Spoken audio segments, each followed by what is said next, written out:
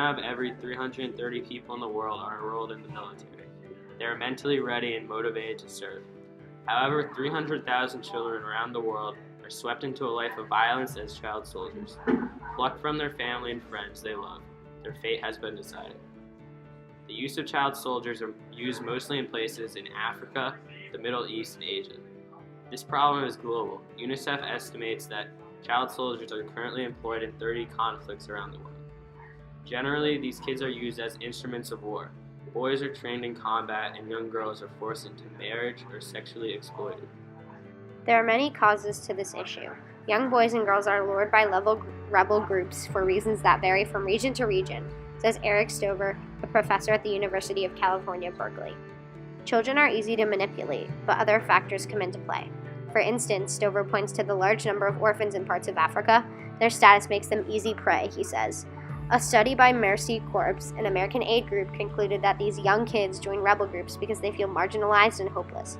However, economic hardship isn't always a factor. According to UNICEF, in sub-Saharan Africa, more than 11 million children are 15 and orphaned because of a number of causes, including armed conflict, HIV and AIDS, and poverty. It's not just children, Stover says. Parents see their children becoming child soldiers as a way to make money too. It becomes much easier for a child to carry an AK-47 now that weapons are lighter. Child soldiers impact many families and communities by tearing children away from their families, and in worst case, their family dying. This impacts many communities because the use of child soldiers for many wars. They are used to invade villages, take them over, and gather resources for the rebels or army. According to a child care worker, the factions use both alcohol and drugs to control the kids. Children are given a mixture of cane juice from sugar cane and gunpowder, which makes them high and is supposed to give them courage to go and fight at the front. The theory apparently is that if a kid is intoxicated, he'll be braver and jump over his friend's body and keep shooting. Because of this intoxication and traumatic experience, they are scarred. Trauma exists on a continuum. Once you're a child soldier, that's going to stay with you forever. There's no such thing as closure. There have been many attempts to help kids cope with the child soldier experience.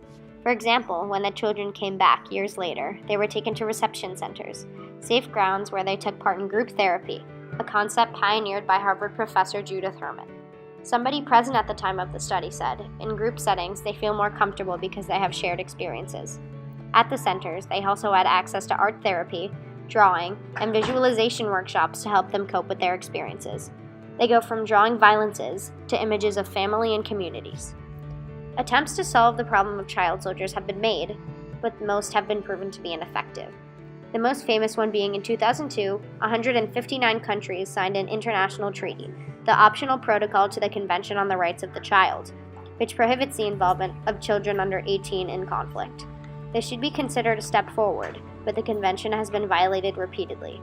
Child soldiers are still being recruited to feed the needs of the Islamic State, Somali rebels, and the Yemeni opposition forces, to name a few. Many groups, like the UN, Human Rights Watch, UNICEF, and Cultures of Resistance Network, try to stop child soldiers by raising funds and going to Africa to help get their rights. This issue is significant because these kids 18 and younger are dragged away from their families into war. They're given very addictive drugs and alcohol which cause brain damage, and most importantly, these kids are being abused and mistreated as puppets of war. Moreover, there are some major barriers to solving this issue because they are being used for war. It's very hard to get them out unless the war ends or they somehow run away. Also, as we know, the international treaty that was signed in 2002 has been looked over and violated repeatedly throughout the years. There was a book written called A Long Way Gone about a child soldier named Ismail Bey. In his memoir, he wrote that killing became as easy as drinking water. This continued till UNICEF intervened and took Bey and other child soldiers away from their commander, offering rehabilitation and a life free from guns.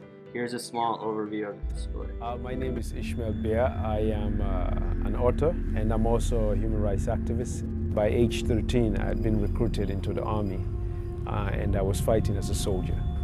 When the war finally came to my part of the country, I was 12 years old and I started running from it. I lost everything, my immediate family was killed in the war, so my mother, father, and two brothers. you learned to function in madness very quickly. You have to adapt to your situation in order to survive.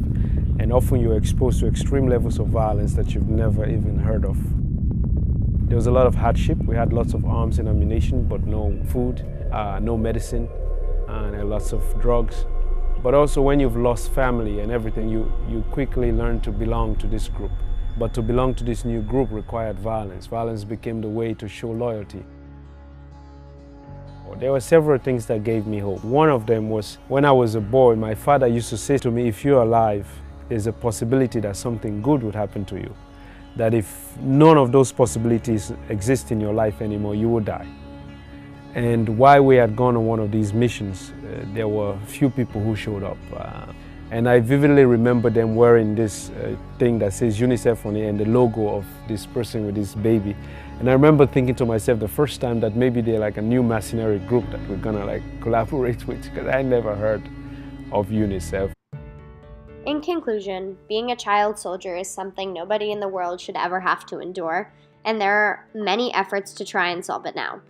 Hopefully this will motivate you to raise awareness, or it will just inform you on why this current issue still matters. Thanks for watching.